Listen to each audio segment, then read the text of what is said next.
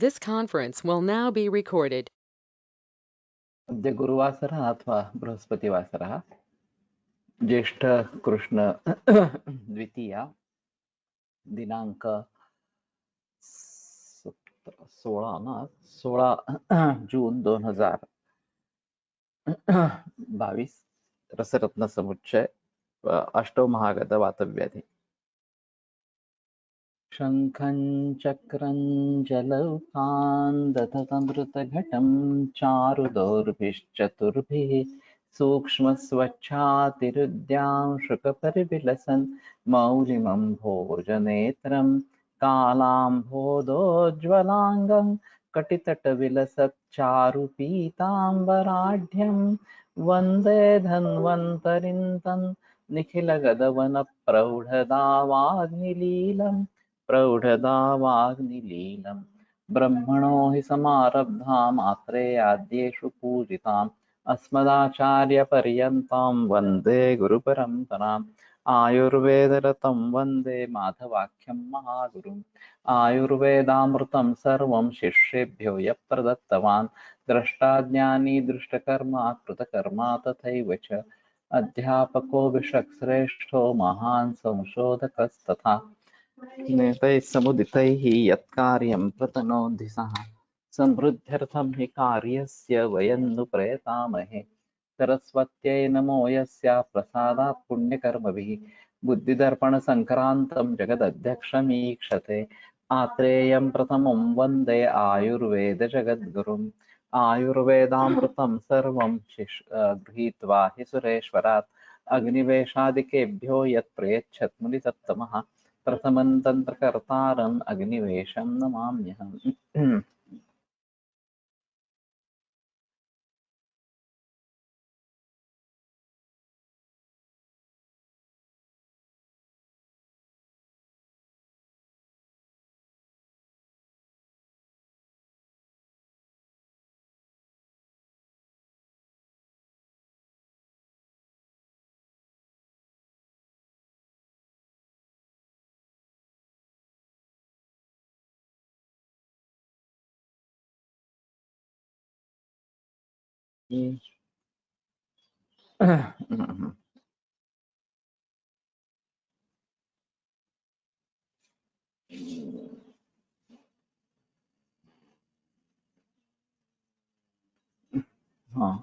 विजया रात्रौ स्वल्पमात्राञ्च भक्षयेत्। वातुराग में विजया गुटिका 19वें अध्याय में फलत्रय हरितक्या इत्यादि अनुक्त इत्यादि से के अनुसार निर्मित विजया गुटिका थोड़ी मात्रा में रात्रि में भक्षण करे। तो कहीं दूसरी जगह बताया गया है। शीतारि रसा रसेन गन्धं द्विगुणं प्रगृह्य पुनर्नमा वह्निरसैर्विमर्द्य पक्वार्कपयोऽर्थरसेन दद्या पश्चात् विपाचयत् अष्टगुणेन यत्नात् रसार्धभागेन विषं च दत्त्वा विपाचयत् वह्निजलैः क्षणन्त शीतारि संज्ञो हि रसोऽयमस्य वल्लं तदर्हम् यदि वार्धकेण मरीचचूर्णेन घृतप्लुतेन सेव्यतमासं सघृतं च पथ्यम् अंगेषु तोदनं प्रायो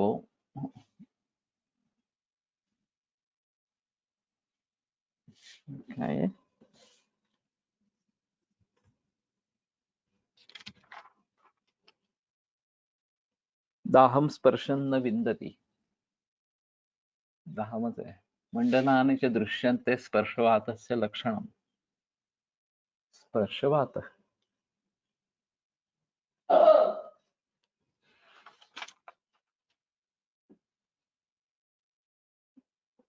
तो ये शीतारी शुद्ध पारद एक भाग, शुद्ध गंधक दो भाग, इन दोनों को कज्जली बनाकर पुनर्नवा तथा चित्र के क्वात के साथ अलग अलग मर्दन करे और गोला बनाकर सुखा ले। इसके बाद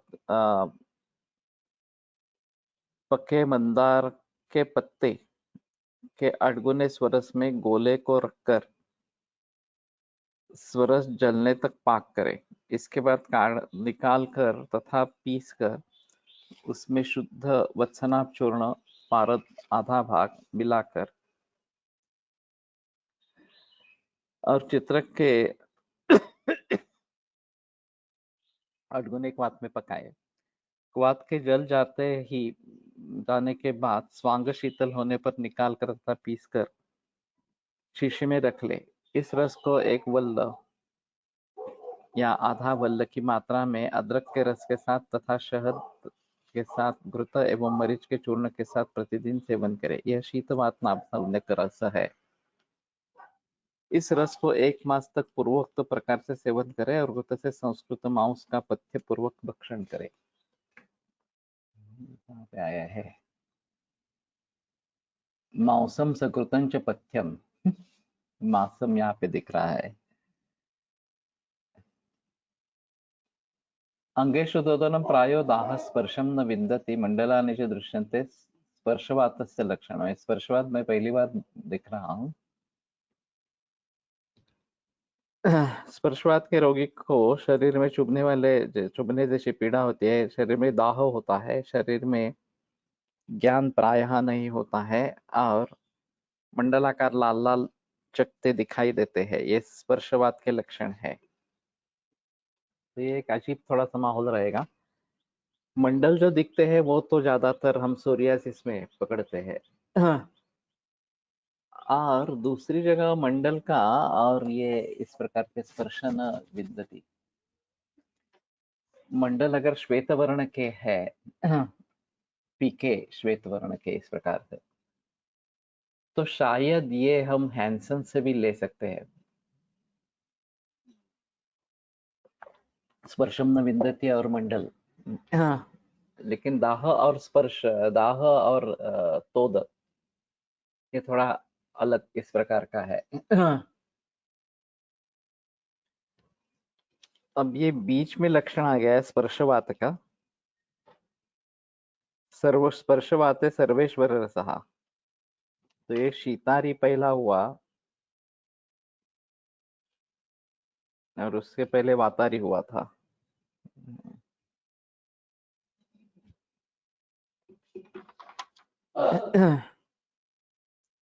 स्पर्शवाते सर्वेश्वर रसः। कर्षमात्रं रसस्य स्यात् लोह हिंगुलयोरपि भास्वत् गगनयोश्चात्र गन्धकस्य फलं मतम्। व्योषगन्धकताम्राणां प्रत्येकं तु फलं फलं निम्बुद्रावेण संवर्ध्य भावयेत् सप्तधा पृथक्। हेमार्कस्नुत्पयो वासा हयारिविषमुष्टिभिः पिण्डितं वालुकायन्त्रे स्वेदयेत् दिवसद्वयम्। कर्षमात्रं तु पिप्पल्या निष्कमात्रं विषस्य च संचूर्ण्य दोषदापयेद् एव सर्वेश्वररसाख्यके। गुञ्जामात्रं ददीतस्य वातापनुत्तये। केवल स्पर्शवात के लिए योग बताया गया है। शुद्ध पारद एवं एक कर्ष, लोह भस्म 1 कर्ष, शुद्ध दिंगुल 1 कर्ष, भास्वत ताम्र भस्म 1 कर्ष, अभ्रक भस्म 1 कर्ष, शुद्ध गंधक 1 पल, व्योष 1 पल, शुद्ध गंधक 1 पल तथा ताम्र भस्म 1 पल। परत ताम्र आलं। लोह हिंगुलयोरपि भास्वत गगनयोश्चापि। तो भास्वत का शायद रौप्य हो सकता है। भास्वत का इन्होंने ताम्र किया है।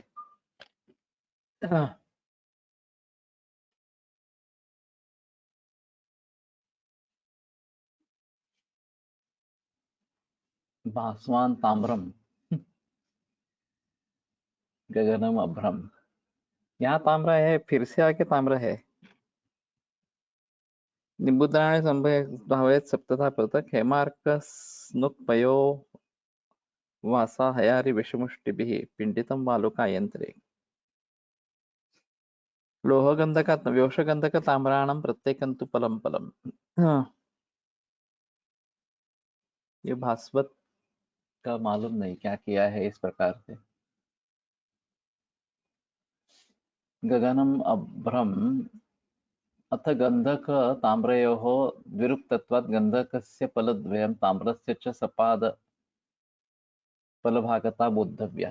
तो ये ज्यादा ही लेना है।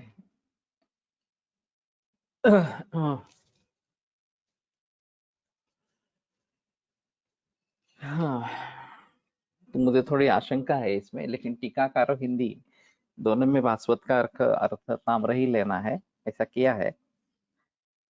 और डब दुगुना ताम्र देना है ऐसा बता रहे हैं। इन सबों को एकत्र कर प्रथम सर्वप्रथम पारद गंधक की कज्जली बना ले और इन सबों को नींबू के रस के साथ मर्दन करें। इसके बाद धतूर के पत्ते का रस, मंदार का दूध, सेहुंड का दूध, अड़ूसा का रस, कनेर का रस तथा शुद्ध कुचला का क्वाथ, इन सबों में अलग अलग सात सात भावना देकर गोलक बनावे। इसके बाद शराब संपुट में बंद कर वालों का यंत्र में 3 दिन तक स्वेदन करे। स्वांग शीतल होने पर निकाल कर पीस ले और उसमें पीपर का चूर्ण 1 तथा शुद्ध विष का चूर्ण 1 मिलाकर शीशी में रख ले। इस रस को स्पर्शवात को दूर करने के लिए 1 गुंजा की मात्रा में प्रयोग करें। तो ये बना सकते हैं और शायद सोरियासिस या हैंसन्स इन दोनों में काम में लाया जा सकता है। विषद काफी है इसमें। तो हाँ, देखते हैं। विचूर्ण तद्वादश गंधकारक दुग्धे पुटेत वन्य त्रिफला जलयन जलैश्च संभावितोर्केश्वर एष सूतो गुञ्जाद्वयञ्चास्य फलत्रयेण ददितमास द्वितयेन सप्त वातादिमूलो हि भवेतिताशि। हाँ, सर्वेश्वर रसेन गन्धं द्विगुणं सम्मर्दिताम्रेण चक्रेण सुतापितेन सुप्तवाते अर्केश्वर रसा। सुप्तवात आच्छाद्य भूत्वा तो ततः प्रयत्नात् चक्रौ विलग्नस्तु रसं प्रगृह्य विचूर्ण तद्वादशधार्कदुग्धैः पुटेत वन्दित त्रिफलाजलैश्च संभावितोऽर्केश्वर एष सूतो गुञ्जाद्वयञ्चास्य फलत्रयेण ददितमासत्रितेन सुप्त वातादि मुक्तो ही भवेत् हिताशी। शुद्ध पारद 1 भाग, शुद्ध गंधक 2 भाग, इन दोनों को कज्जली बनाकर तथा अच्छी तरह मर्दन कर हांडी में रखकर ऊपर से शुद्ध ताम्रपत्र का 1 भाग से बंद कर संधि बंद कर दे और शेष हांडी रिक्त भागों को राख से भरकर हांडी हांडी के मुख को बंद कर दे। इसके बाद भूधर यंत्र में बंद कर उपलोक की आग से फूट दे और स्वांग शीतल होने पर निकाल कर पीस ले। तदंतर मंदार के दूध के साथ 12 बार भावित करे और सराव संपुट में बंद कर फूट दे। इस प्रकार चित्र के क्वाथ के साथ साथ त्रिफला के क्वाथ के साथ भावित 7-7 बार करे।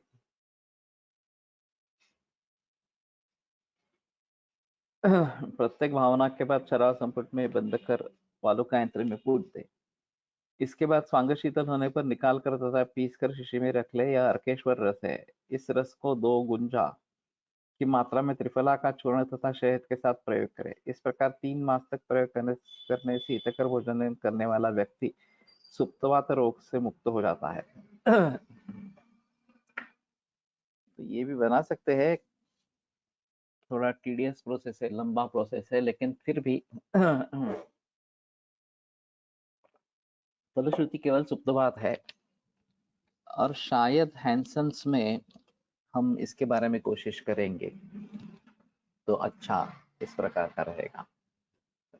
मंगेश, तुम प्रेजेंट हो?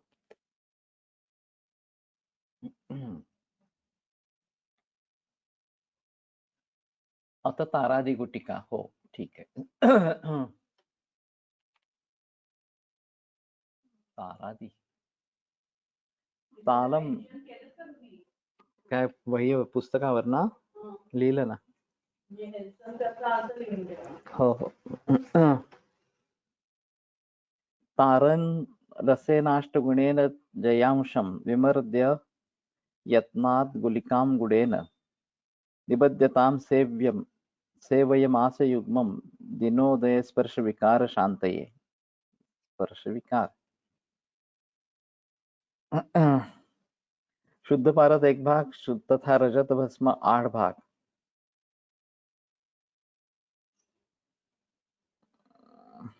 यहाँ ताल किया गया है, एक्चुअली तार ये यहाँ पे है, वही ठीक लगता है अगर रौप्य भाषांतर किया है तो.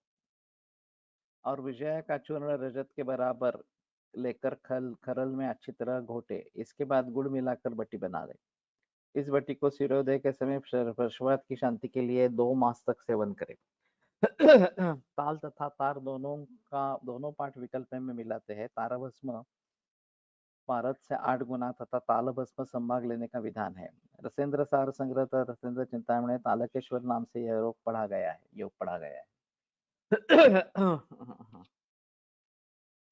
तो मेरे ख्याल में तालकेश्वर मिलता है. वो शायद हरताल से बना होगा और ये रौप्य से है. इसमें जयांश विजया भंगा और स्पर्श विकार शांत, ये फलश्रुति में इतना ही लिखा है. तो स्पर्श विकार में दोनों हो सकते हैं. हाइपर एस्थेसिया ये भी बात हो सकती है कि ज्यादा ही स्पर्श हो रहा हो और स्पर्श बिल्कुल ही समझ में नहीं आ रहा हो. ये दोनों चीजें पॉसिबल है. तो शायद ये भी बना सकते हैं.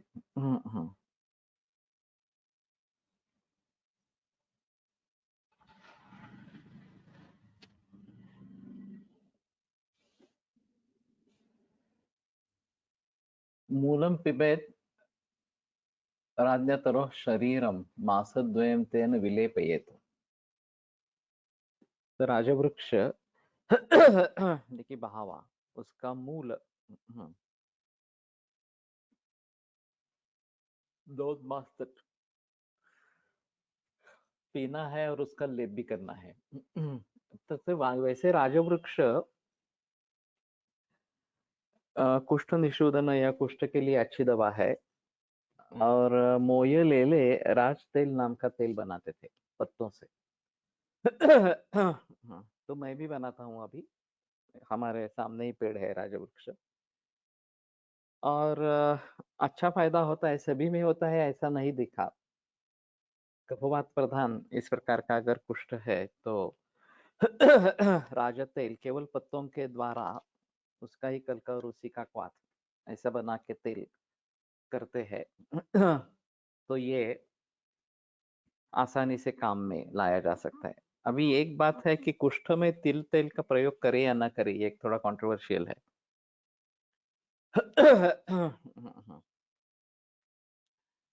क्योंकि तिल या तिल तेल कुष्ठ को वर्धन करने वाला इस प्रकार का है.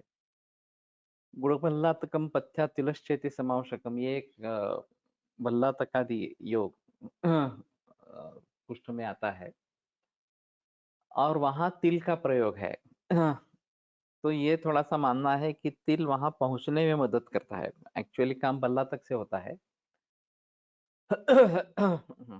तो गुड़ भल्ला तक पथ्या और तिल ऐसा ही कॉम्बिनेशन है.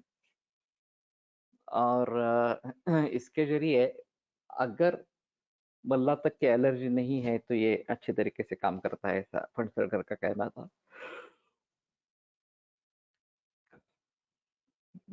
तो वैसे नहीं तो तिल का प्रयोग नहीं करना है. तो बेटर ऑप्शन कोपरे के तेल में करें या तेल और घृत इस प्रकार का कॉम्बिनेशन करें. यदा सुचूर्णी कृत चक्रमर्द बीजम स गोमूत्र परिप्लुतंच अर्क स्नोहि क्षीर निषाद्वयेन युक्तम भजन मंडल नाशनाय. तो चुचूर्णीकृत चक्रमर्द बीज तो ये भी आसानी से वर्षा ऋतु में मिलता है. टाकड़ा इस नाम से। और गोमूत्र परिप्लुत इस प्रकार से अर्क स्नुहि क्षीर निशाद्वयन युक्तम, तो इन दोनों का उसमें मिलाप करना है, अर्क क्षीर और स्नुहि क्षीर, और दोनों हरिद्रा भजेन मंडल नाशनाय। तो ये भी थोड़ा आसान है मंडल कुष्ठ के लिए। सोरियासिस के कुछ मरीजों में मंडल कुष्ठ बहुत ही प्रॉम्प्टली दिखता है, तो ये भी बनाना ठीक है।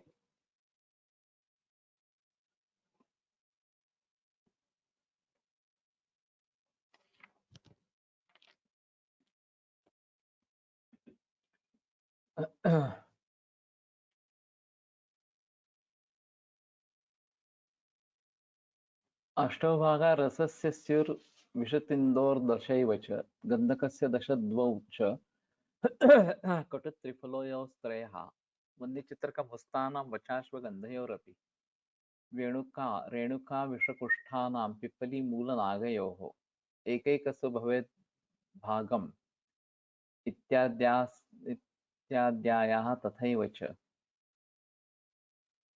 इत्याद्याः दत्वाद्याः।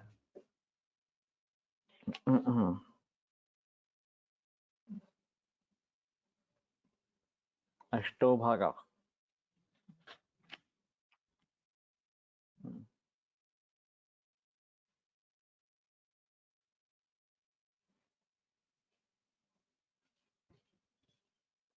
इत्याद्यावाः ऐसा ही है, इत्याद्यायाः।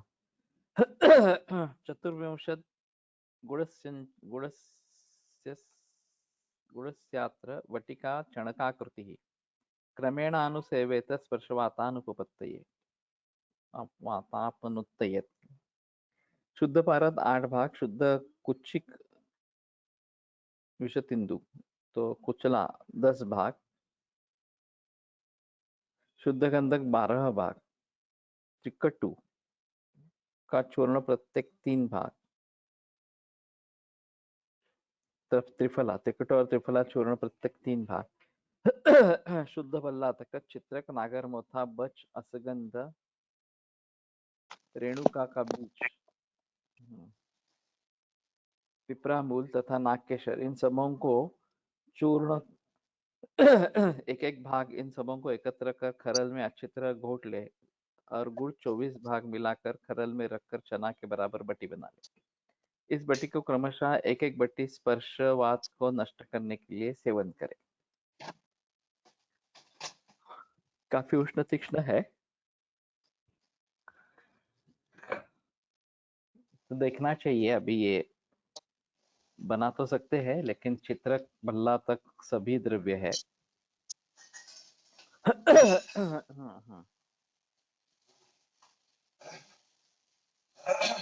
और नागकेशर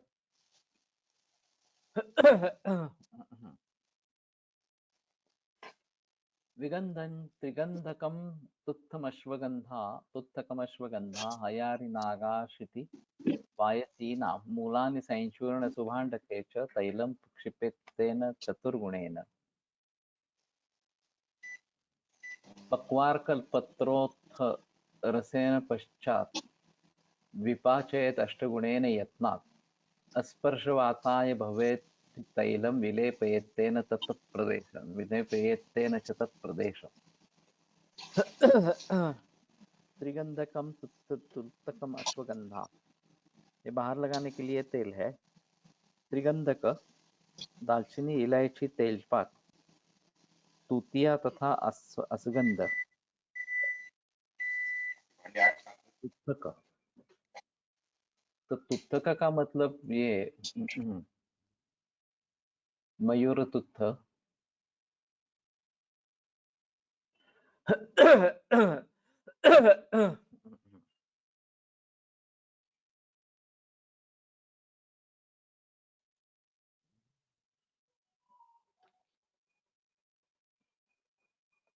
अश्वगंधा, कणेर, हयारी, नाग, नाकुली, सर्पगंधा, क्षिति भोजपत्र और वायसी मकोय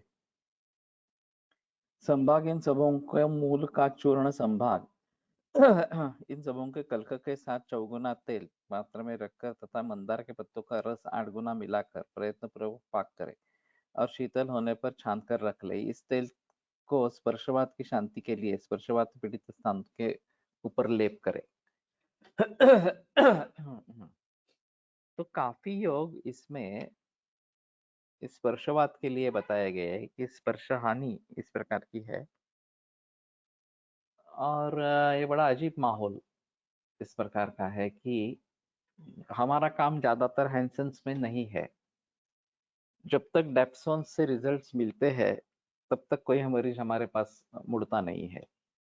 अगर डेप्सोन की एलर्जी हो या उससे रेजिस्टेंस प्राप्त हो गया तो ही मरीज हमारी तरफ मुड़ते हैं हैंसेंस के इस प्रकार से। तो इसमें काफी करने के लिए स्कोप है और आमटे फैमिली से मैंने बात की थी। वो इस प्रकार के मरीजों को आयुर्वेद में सौंपने के लिए तैयार है एक्चुअली। लेकिन नागपुर से किसी वैद्य को वहां पे जाना पड़ेगा, यहाँ से बाकी दूसरी जगह से काफी मुश्किल इस प्रकार का होगा। एक अजीब किस्सा मैंने बताया था, फिर से एक बार दोहराता हूँ।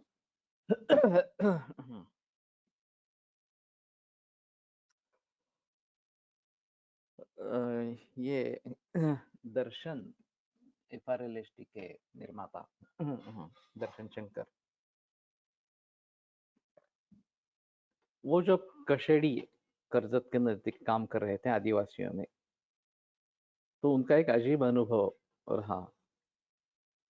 उधार की टीम आई थी और एक मरीज को उन्होंने हैंसन्स करके डायग्नोसिस किया और उसको बताया कि हमारे पास अभी तो मेडिसिन नहीं है, लेकिन हम अगले महीने आएंगे तो मेडिसिन लेके आएंगे और तुम्हें नियमित रूप से लेनी है। तो बोला कि क्यों करना है? तो बोले ये बड़ी कठिन समस्या है, गंभीर समस्या है और काफी दिन तक दवा लेनी पड़ती है तभी ये ठीक होगी। तो उस आदिवासी ने कहा ये तो मामूली है, ये तो निकल जाएगा। तो उन्होंने कहा नहीं नहीं ऐसा मत कहो, ये काफी सख्त बीमारी है। दूसरे महीने में जब वो आए तब तक उस आदिवासी ने कुछ उपचार ले लिए थे और वो ठीक हो गया था 1 हफ्ते में ही। तो सेंसेशंस वापस आ गए थे। तो अभी भी इतनी जल्दी राहत देने वाली कोई दवा एलोपैथी में है नहीं हैंसेंस के लिए।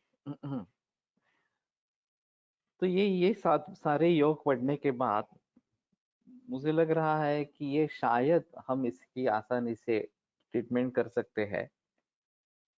अभी किसी को इसकी एलर्जी हो जाए क्योंकि काफी जहरीले द्रव्य इसमें है तो फिर थोड़ी मुसीबत होगी। और दूसरी बात, अगर हम पंचकर्म पूर्वक उपचार करते हैं तो ज्यादा बेहतर इस प्रकार का रहेगा। कुष्ठ में वैसे भी भूमध्य चंद्र मोक्षण करवाना ठीक है, लेकिन मुझे लगता है कि जिस तरीके से योग यहाँ पे आए हैं और हमने कभी पढ़े नहीं इस प्रकार से पहले, तो इसकी बात हो सकती है और शायद हम अच्छे रिजल्ट्स पा सकते हैं। तो ये बात होगी तो यह भी नेशनल हेल्थ प्रोग्राम में है। टीबी, ये लेप्रेसी, ये नेशनल हेल्थ प्रोग्राम में जुड़े गए हैं। तो ये चुनौती है बड़ी। और एक चीज ऐसी है कि मैं तिलक महाराष्ट्र विद्यापीठ में था, तो देखिए मेरे ख्याल में CCRS या CCIM से एक खत में हमारे वाइस चांसलर को आया था एक किसी संगोष्ठी में शामिल होने के लिए। अजीब बात ये थी कि वाइस चांसलर के नाम खत आया था और वाइस चांसलर तो आयुर्वेद की थी नहीं। वो सोशल साइंसेस की थी। तो उन्होंने मुझे वो खत दिखाया और मेरी राय पूछी। तो ऐसा ही कुछ नेशनल प्रोग्राम था, उसमें आयुर्वेद को कैसे बिठाना है, इस प्रकार से इसके लिए वो गोष्ठी संगोष्ठी थी। तो मैंने कहा कि ये तो मुश्किल है काफी, उनके प्रोग्राम ने हमें बिठाना इस प्रकार से। हम अपनी तरीके से अलग प्रोग्राम दे सकते हैं। जो भी उद्दिष्ट है शासकीय स्तर पर निर्माण किए गए कि ये उद्दिष्ट हमें हासिल करने हैं, तो उन उद्दिष्टों को सामने रखकर आयुर्वेद किस प्रकार से योगदान दे सकता है ये मैं लिख सकता हूँ। ये जो इन्होंने बनाया है प्रोफार्मा, उसमें आयुर्वेद को कैसे बिठाना है ये काफी मुश्किल इस प्रकार की बात है। तो फिर भी वो उस मीटिंग में गई। उसका रोल केवल श्रावक इस प्रकार का ही था। दर्शन शंकर में उसमें काफी अच्छे तरीके से सुझाव दिए। और ये बड़ी अजीब बात रही है कि वैद्यों में से कोई ज्यादा इस प्रकार के सलाह देने वाले नहीं है। अभी का स्थिति कदाचित भिन्न होगी, लेकिन उस समय में माशेलकर जी और दर्शन शंकर, ये जो आयुर्वेद के बाह्य लोग हैं, वही अच्छी तरीके से सुझाव देते थे। ऐसा नहीं है कि उनका सुझाव अच्छा नहीं होता था, सुझाव अच्छे रहते थे। लेकिन उनको आयुर्वेद के बारे में जो समझ थी वो हमारे लोगों ने कभी नहीं दिखाई। ये बात उस प्रकार की थी। तो इसमें अगर हम निश्चित रूप से राष्ट्रीय जो कार्यक्रम है उसमें सहयोग देना चाहते हैं, लेकिन उनके पीएसएम के अनुसार हमें कुछ करना है वगैरह, ये बात नहीं होनी चाहिए। हम अपने तरीके से स्वस्थ वृत्ति के बारे में बात कर सकते हैं।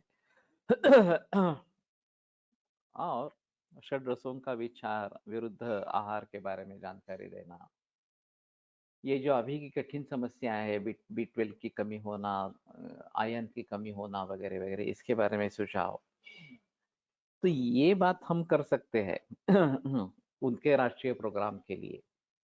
एनीमिया की बहुत बड़ी समस्या है और 80% औरतों में हीमोग्लोबिन कम है, ऐसा कहना है। तो ये पड़े हुए है कि फार्मेसी से लोह भस्म वगैरह ऐसे कुछ बना के उसकी गोलियां दे दे ताकि हीमोग्लोबिन बढ़े।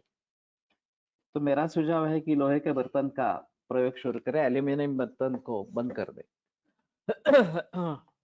अभी बीच में हिंडालिया में एल्यूमिनियम कढ़ाई प्रयोग में लाई गई और अभी भी चल रहा है। बहुत सारे लोगों के घर में एल्यूमिनियम के बर्तन भी इस्तेमाल में है, तो इनको बंद कर देना चाहिए। और लोहे की कढ़ाई में दाल सब्जी ये सब बनानी है तो एक अहम मुद्दा इस प्रकार का रहेगा। लेप्रसीच्या रुग्णात आयुर्वेदनुसार कुष्ठाचे हेतू आढळतात का? आयुर्वेदानुसार लेप्रसी कुष्ठपेक्षा वेगळे व्याधी निदानित होते का? उतने मरीज ही नहीं आए हैं लेप्रसी के। मेरे पास एक दो मरीज लेप्रसी में घाव ठीक नहीं हो रहा, अस्थिगत इस प्रकार का व्रण है और वो ठीक नहीं हो रहा, इसलिए मेरे पास आए थे और काफी उसमें इम्प्रूवमेंट हो गई। तो मरीज ही नहीं आते, ये अभी की बात है। तो इसमें अगर हमें कुछ करना है तो मरीजों को देखना चाहिए, ये सबसे अहम मुद्दा इस प्रकार का रहेगा। और वैसे ये ज्यादा डिफिकल्ट नहीं, ज्यादा डिफिकल्ट बात नहीं है। मिल जाएंगे, हमें रुग्ण मिल जाएंगे इस प्रकार से। सिर्फ बात यह है कि मरीजों का ठीक मरीजों का विश्वास होना आवश्यक इस प्रकार का रहेगा। और अगर हम जल्दी रिजल्ट दे पाएंगे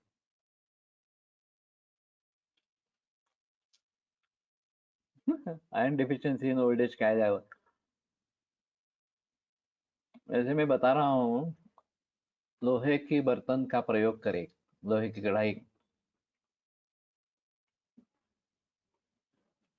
में खाना बनाए, ये बेटर ऑप्शन है। और फिर हमारे हिसाब से पांडुरंग निदान करके उसके मुताबिक जो भी दवाइयाँ देनी है वो देनी है। तो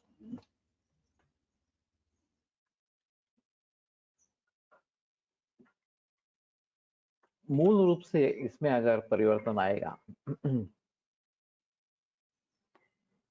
तो अच्छी बात होगी। तो मैं समझता हूँ कि राष्ट्रीय प्रोग्राम जो है सभी प्रकार के, उनके बारे में जानकारी हासिल करें और फिर अपने तरीके से सोचकर क्या दवाई दे सकते हैं इसके बारे में सोचे, ये ज्यादा बेहतर ऑप्शन रहेगा। बहुत सारे पांडु रोगों के मरीजों में कृमि ये महत्वपूर्ण निदान है। और या फिर ये जो कुपोषण, ये जो समस्या है बालकों में, उसके पीछे भी कृमि ये एक महत्वपूर्ण निदान है। तो उसकी भलीभांति चिकित्सा करनी चाहिए, अग्नि को देखना चाहिए और फिर उसमें हम जरूर काम कर सकेंगे, ऐसी स्थिति रहेगी। अभी उनके प्रोग्राम में हमें बिठाना ये पॉसिबल उतना नहीं है। तो शायद इस प्रकार के रोगों के लिए जरूर काम कर सकते हैं, ऐसा मेरा मानना है।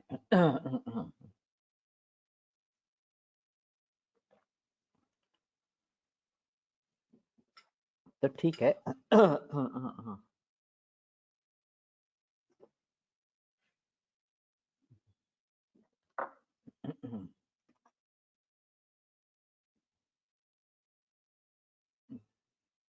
ये पक्व अर्क पत्रोत्तर से ना, ये पक्व अर्क के बारे में भी बताते हैं। तो अर्क का थोड़ा पका हुआ पत्र इस प्रकार का लेना है।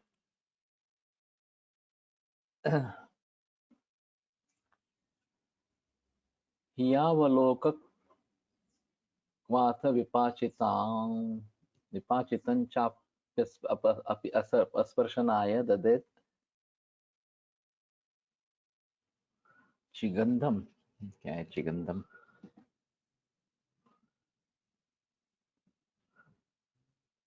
हियावली काथ काथ विपाचितं च स्पर्श प्रणाशाय ददेत् त्रिगंधम त्रिगंधनम। त्रिगंध दालचीनी, इलायची, तेजपात प्रत्येक समान चूर्ण भाग लेकर चूर्ण बना ले और हियावली देशांतरीय लता विशेष या हल्दी के क्वाथ में पकाकर स्पर्शवात को दूर करने के लिए सेवन कराएं। ये तो बहुत सिंपल है। अगर हियावली का अर्थ हल्दी लेते हैं, हियावली, हियावली, इसमें क्या देखते हैं हियावली? योग रत्नाकर में स्तन रोग में लोह निर्वापित जल पीने के लिए बोला है, इसके पीछे क्या रीजन हो सकता है? स्तन रोग में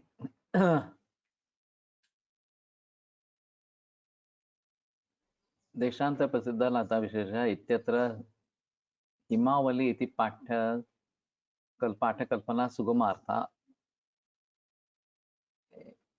एष चायं प्रागेव प्रतिपादिता। हिमावली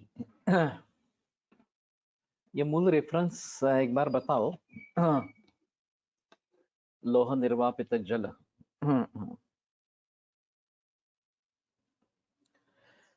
शायद सोचेंगे इसके बारे में। और स्तन रोग में, वैसे स्तन रोग कितने प्रकार के कैसे बताइए है योग रत्नाकर में, अगर बताइए है तो भी एक देखना पड़ेगा। ऐसे मूल ग्रंथों में स्तनरोग नाम से कुछ देखा नहीं है।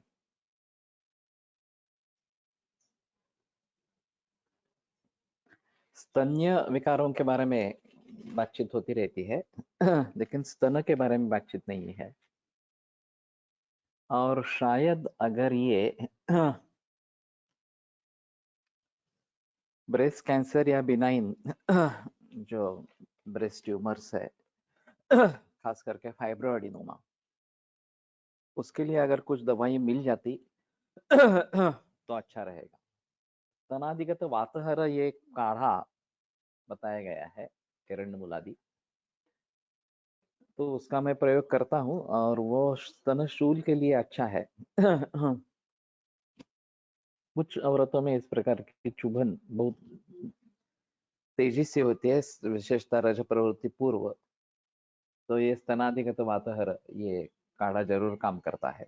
हमने तो उनका चूर्ण बना के रखा है। तो स्तन रोग अलग अलग है, तो थोड़ा देखेंगे। अभी नेक्स्ट गन कौन सा लेना है इसके बारे में भी सोच रहा हूँ। अभी हम 537 पर है, 818 पृष्ठ है योग रत्न इसके रसरत्न समुच्चय के।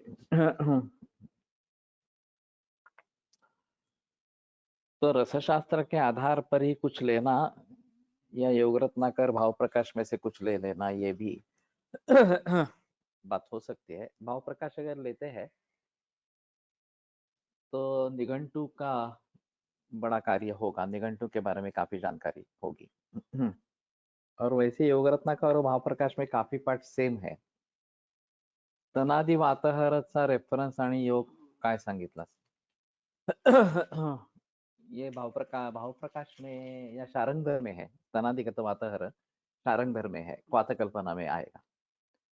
गायनेकोमेस्टेशिया मेल इन मेल का विचार कसा करावा, जैसे मैं शेयर किया है। ओके, गायनेकोमेस्टेशिया ये मेरे ख्याल में हार्मोनल इम्बैलेंस के जरिए होता है। कुछ एलोपैथी की दवाइयों से भी ये होता है। तो खास करके जलोदर वगैरह इस प्रकार के रोगियों में मास्टर गायनेशिया इस प्रकार की चीज होती है, तो शुक्र शोधन गण का प्रयोग करना है उसमें। अभी ये एक बात है कि पुं विशिष्ट और स्त्री विशिष्ट ऐसे कुछ शुक्र शोधन या रसायन चिकित्सा होती है क्या? ये जो पुरुषों में इस प्रकार से स्त्री विशिष्ट भाव बढ़ने लगते हैं, तो उनको कम करके पुरुष विशिष्ट भावों का उदय किस प्रकार से हो, ये थोड़ा देखना चाहिए। ये एक इस प्रकार से पुरुषों में भी ब्रेस्ट कैंसर होता है, रेयर होता है लेकिन होता है इस प्रकार से, और इसमें भी इस प्रकार की बढ़ोतरी होती है स्तनों की। तो इन सभी के बारे में हमें हार्मोनल इम्बैलेंस के जरिए देखना चाहिए मूल रूप से, और हार्मोनल इम्बैलेंसेस को कैसे दूर करेंगे। तो शुक्र शोधन गण का उसमें उपयोग रहेगा। मेरे पास थोड़े ही केस आए हैं इस प्रकार के, गायनेको मेस्टेशिया इस प्रकार से। और कभी कभी बच्चों में भी ये पाया जाता है। अभी मैं कटफल बाहर से लगाने के लिए, लेप करने के लिए बता रहा हूँ, शुक्र शोधन गण से ही है, उपलब्ध है।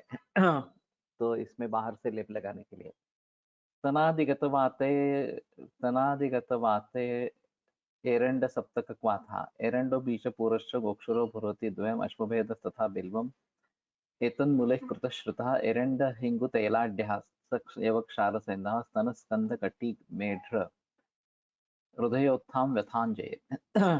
फलश्रुति काफी वाइड है। और स्तन स्कंद कटी मेढ्र भी बताया गया है।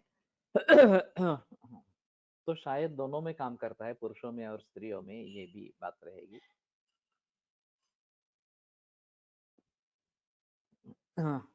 और इसका एक दूसरे से कनेक्शन है, ये एक अलग बात है। जब ज्वर चिकित्सा में बस्ती पार्श्व शिरशूली वैगरिकोक्षर साधिताम, ये पेया बताई गई है, वैगरिकोक्षर सिद्ध पेया, इस प्रकार से। तो बस्ती पार्श्व और शिर ये इंटरकनेक्टेड है। ऐसा एक इसमें से प्रतीत होता है। इसी प्रकार से ये भी इंटरकनेक्टेड है, ऐसा एक महसूस होता है। तो इसके आधार पर हमारे शरीर के बारे में थोड़ा सोचेंगे तो ज्यादा अच्छा रहेगा। कम से कम वात इन स्थानों को स्पर्श करते हुए या इन स्थानों पर व्याप्त करते हुए वेदना निर्माण करता है, ये बात रहेगी। तो यही स्थान क्यों पकड़े गए हैं, ये एक अहम मुद्दा इस प्रकार का रहेगा। और बस्ती पार्श्व और शिर, ये जो बात बताई गई है, ये शायद सीसीएफ जैसे विकारों में इसके बारे में जरूर सोच सकते हैं। तो अभी प्रातिपदिक कोश में दोष धातु मल वगैरह जो शारीरादि भाव है, उनका एक अलग माहौल बन रहा है। सो उनसे जुड़े हेतु, कार्य, लक्षण, लक्ष्य, औषध, चिकित्सा, ये सब शारीरादि भावों से जुड़े हमें प्राप्त हो जाएंगे। एक तो उसका मतलब डायग्नोस्टिक सॉफ्टवेयर में है, जहाँ पे वो अच्छा काम करेंगे। योग रत्नाकर स्तनरोग चिकित्सा अध्याय 191, पृष्ठ पेज 833। ओके, तो उसमें स्तनरोग के बारे में क्लासिफिकेशन कुछ आया है क्या, एक बार देखेंगे। प्रकार वगैरह उसके कुछ आए हैं क्या, देखेंगे।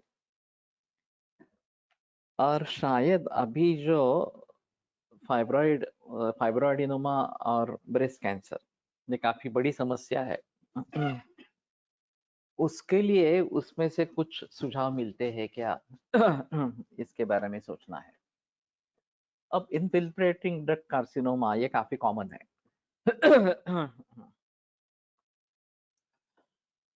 तो ये जो दूध बनाने वाले ग्रंथि है, उसका ये कैंसर है। और उसके हिसाब से हमने ये स्तन्य दोषहर या वचा प्रियंगवादी योग जो उसके स्तन्य दुष्टि के वमन के लिए आया है, उसमें से द्रव्यों को जोड़कर प्रयोग करना आरंभ किया, खास करके डक्टल कार्सिनोमा में। तो वहां की जो दोष दुष्ट समूर्छना है, वो भंग करने का सामर्थ्य उसमें है, इस विचार से ये शुरू किया था। रजप्रवृत्तीच्या आधी काही पेशंट्स मध्ये उरप प्रदेशी शूल, जडपणा वाटतो, या पेशंट्स मध्ये पण एरंड सप्तक वात वापरता येईल। मैं प्रयोग करता हूँ एक्चुअली। लेकिन ये सिर्फ उसमें जो बाकी प्रक्षेप वगैरह डाले हैं, वो थोड़ा अलग रहेगा।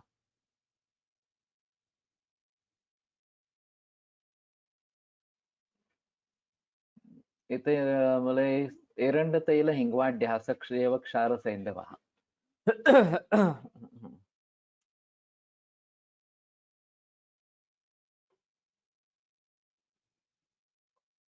तो शायद इसकी गुट्टी बनाएंगे। क्वाद बना के घनसार बना लेंगे और उसमें ये प्रक्षेप डालेंगे, हिंगू यवक्षार सैंधव और एरंड तेल डाल के गुट्टी बनाएंगे, वो शायद ज्यादा अच्छा रहेगा। तनस्कंध कटी मेढ्र हृदयोत्थाम व्यथाम जयेत।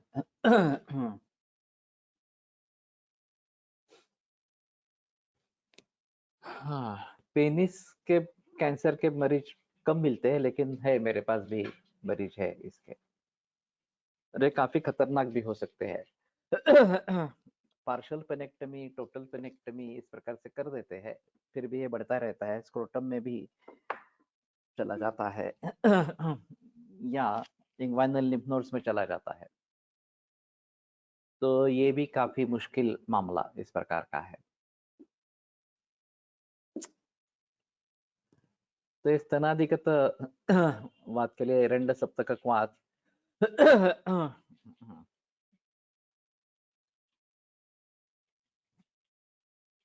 इधर चूर्ण लेके उसी की उसको भावना देंगे तो भी चलेगा। और बाद में ये प्रक्षेप डाल के गोली बनाए। एरंड तेल होने के कारण गोली आसानी से बन सकेगी। तो मंगेश ध्यान में रखो। तो पूरी तरीके से प्रयोग में आएगा। एरंड तेल सिद्ध करता येईल का क्वाथाचे? ये भी पॉसिबल है। वैसे गंधर्वास्तादि तेल काफी है ग्रंथों में और प्रयोग में भी ला सकते हैं, लेकिन डिस्पेंसिंग के हिसाब से ये ज्यादा बेहतर है। वैसे एरंड तेल कैप्सूल में भरकर भी उपलब्ध है। सिद्ध एरंड तेल इस प्रकार का, तो वो भी एक बात हो सकती है कि उसको उस तरीके से प्रयोग में लाए। हाँ हाँ हाँ हाँ। अंगेश ठमके तुमचा कॉन्टैक्ट नंबर देना, मेरे ख्याल में जीएससीसी में होगा। नहीं तो लिख दो।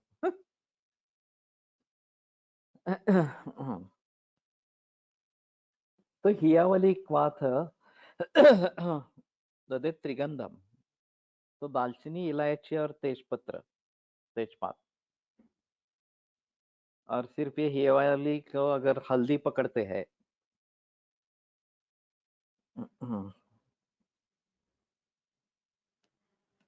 ये बहुत ही सिंपल है।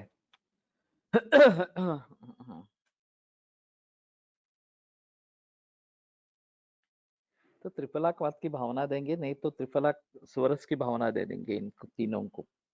त्रिगंध जो इसको इलाय हरित की नहीं, हरिद्रा के स्वरस की भावना दे देंगे। तो ज्यादा अच्छा रहेगा इस प्रकार से। तो ठीक है, इसके बारे में जरा सोच सकते हैं। ये भी बना लो हल्दी की भावना देके। हियावली कंद विलेपनाच अस्पर्श देशे क्षयमेति यत्नात्। देशे है, देशे है तो बिल्कुल ठीक है, गलत है इस प्रकार से।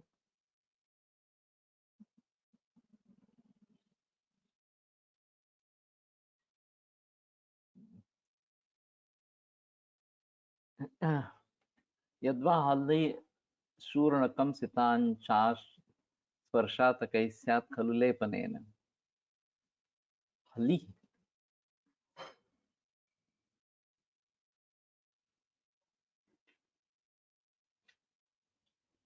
हली लांगली का। सीता सीता शर्करा सोमराजीवा, अरे बापरे। शारंगधर ऑल्सो सेम क्वाथ।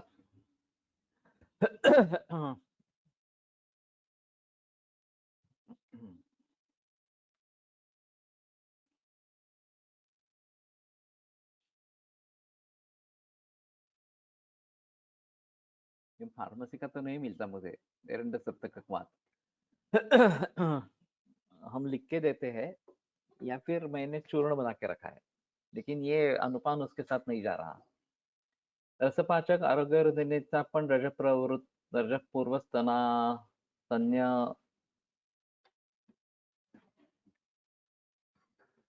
काय मध्ये चांगला उपयोग होतो, जोडीला अनुलोमन द्यावे।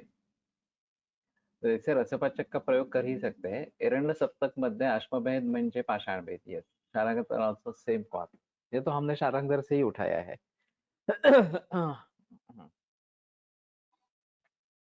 लेकिन ये बात नहीं ध्यान में आई कि स्तन रोग अलग से योग रत्नाकर में बताए गए हैं। तो योग रत्नाकर में है तो भाव प्रकाश में भी होंगे, देखना चाहिए। पाषाण भेदकोश मग्नो गिरिभिन्न योजिनी अश्मभेदो हिमस्तिक्तः कषाय बस्तिशोधना बेनदो हन्ति दोषार्षो गुल्मकृच्छ्राश्म रुद्रजः योनिरोगान् प्रमेहांश्च प्लीहशूलव्रणानि च।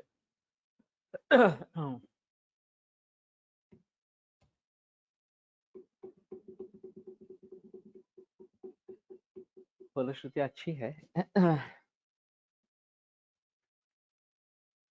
दोष अर्ष गुल्म कृच्छ्र अश्म रुद्रजः योनिरोगान् प्रमेहांश्च प्लीहशूलव्रणानि च।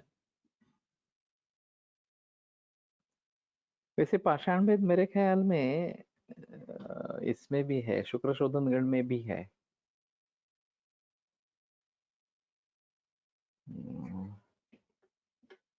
योनिरोग पण आले आहे असे लक्षात नव्हते, ते आज आले, वाचनामुळे लक्षात आले. या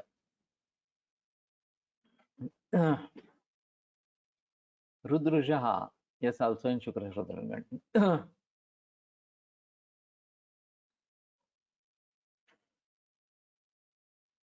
और भेदन है तो शायद कैंसर के बारे में तो सोच ही सकते हैं.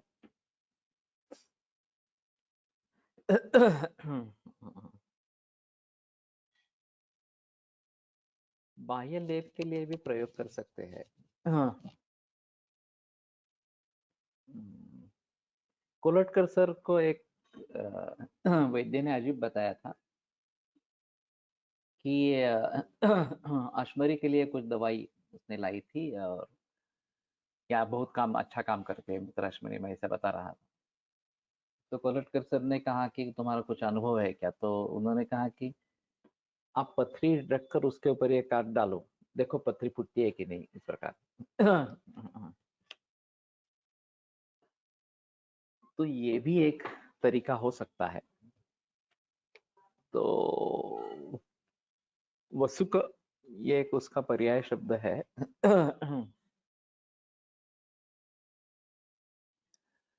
गुल्म में भी आया है. रुद्रजः योनिरोगान प्रमेहांश्च प्लीह शूल व्रणानि च, शूल में भी है.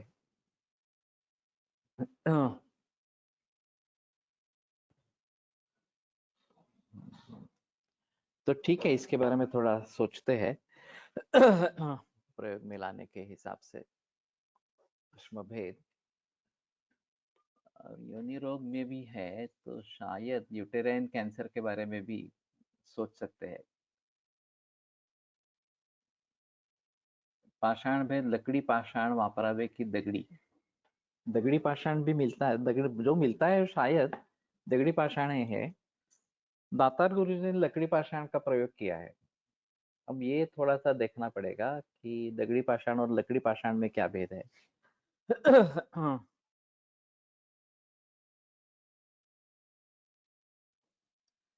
मेरे ख्याल में स्वदंशादि गुग्गुल में इन्होंने लकड़ी पाषाण का प्रयोग किया है, दातार गुरु जी ने. तो थोड़ा देखते हैं.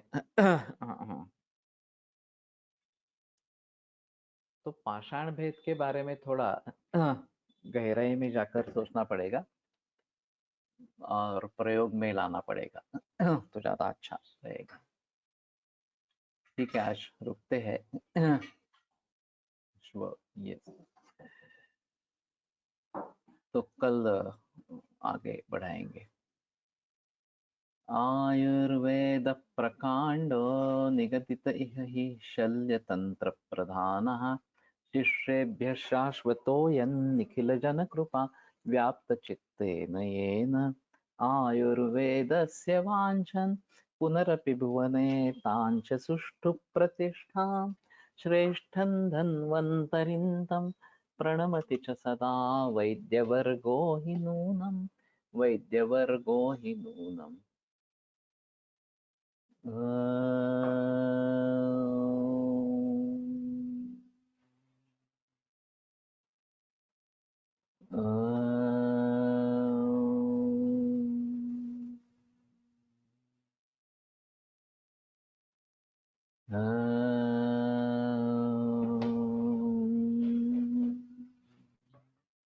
ओम शांति शांति शांति. विरम्यते व्याख्यान व्यापारात्. श्वः पुनरपि